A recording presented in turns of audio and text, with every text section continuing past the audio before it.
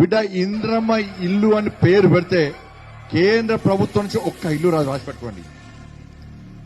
ఇచ్చేది ప్రధానమంత్రి ఆవాస్ యోజన.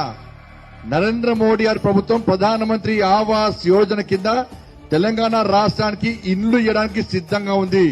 మీరు ప్రధానమంత్రి ఆవాస్ యోజన పక్కకు పెట్టి ఇంద్రమ్మ ఇండ్ల పేరుతో మళ్ళా గ్యాంబ్లింగ్ చేసే ప్రయత్నం చేస్తే ఒక్క ఇల్లు కూడా కేంద్ర ప్రభుత్వం ఇవ్వదు.